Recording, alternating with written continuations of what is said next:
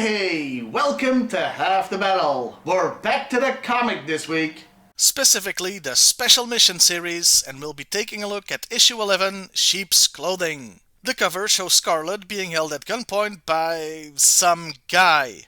Mind you, I only know it's Scarlet because I've read the issue, as she's not in her usual outfit here.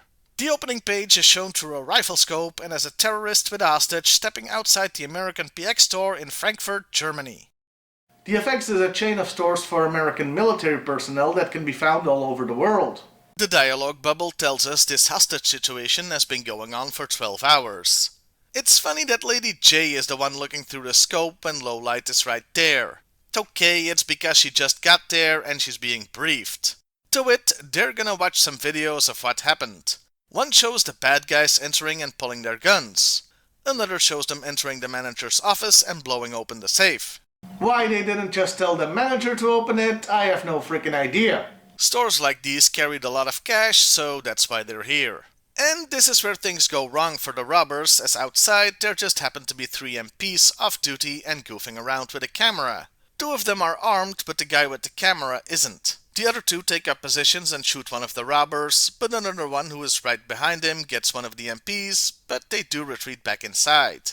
The Joes have identified the terrorists who want to use the cash to finance revolutionary activities. Chuckles, who I guess is in charge and is wearing a shirt that's Hawaiian but different from his figure, says they have made no demands so they must be waiting for something, but he doesn't know what. The what appears to be a hijacked airliner landing at the nearest airport. This was very pre-9/11, obviously. The Joes start heading to the airport, but stop when dial tone picks up a transmission that has their position and movements relayed to the terrorists. This is a problem, but for some reason Chuckles sees it as an opportunity. The leader comes out again demanding an armored car. Chuckles agrees, but only if the hostages are exchanged for 3 volunteers, nurses from the military hospital. The bad guy isn't stupid and knows something is up, but his colleague is sure they can handle a few women. I mean, they're just women, am I right? And that's a woman saying that. The nurses are of course Jinx, Lady J and Scarlet, and the exchange happens. Okay, I'm gonna be serious here for a moment. The rest of this issue has a lot of violence against women, so if that's too uncomfortable, feel free to bail out. Yeah, they get pistol whipped and kicked straight away. They are then blindfolded, something the Joes didn't anticipate, and are put in the armored car with more violence for good measure. At least we know since these are Joes, it's not gonna end well for the bad guys. And with that, everybody is on the move. We see the spotter the terrorists have set up, and Jinx tries to sneak a peek. It's quite funny that it's Jinx doing this, as she's most used to wearing a blindfold. She gets kicked for her trouble. The other Joes head into a tunnel and hop on a tram, commandeering it with full authority from the police and public transport. Okay, they didn't have long to plan this, so how the hell did they get permits so fast? Clearly, paperwork is a lot faster in the Germany of the G.I.Joe universe. Chuckles has picked a spot for Operation Speed 3, a streetcar named Gunfire, where the spotter can't see the vehicle. They do need to find a way to warn the women about what's gonna happen, but that's solved by using the bell on the tram to send Morse code. Clang, clang, clang goes the trolley, indeed.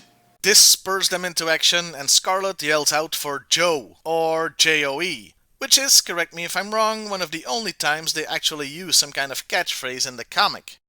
It just seems rather out of place. The driver calls her a little vixen, which seems like a very weird thing to call her under these circumstances.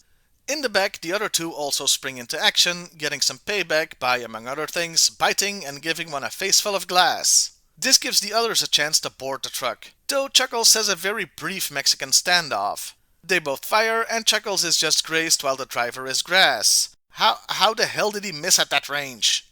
Also, his gun has a silencer, so it shouldn't have gone bang.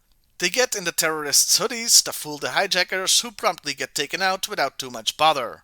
And the comic ends with the Joes having gotten a location fix on the spotter, who's the last guy to get taken. The end. And that was Sheep's Clothing. I gotta say, another great issue. Asses were kicked, names were taken. Now yes, violence against women is always bad, but these were soldiers and they knew they were getting into a combat situation. Doesn't make it any less uncomfortable though. It was nice to see Dial Tone, even if it was in a small role, since he barely shows up in the comics. And I guess Jinx is officially a Joe now. When she first showed up in the comic, she was just a family member of Storm Shadow. In conclusion, yeah, like I said, great issue, and Special Missions keeps excelling at showing a small team kicking all kinds of ass. It's just a great series. Well, I'll see you next time, everybody. And hey, why not like, share, and subscribe if that's your thing?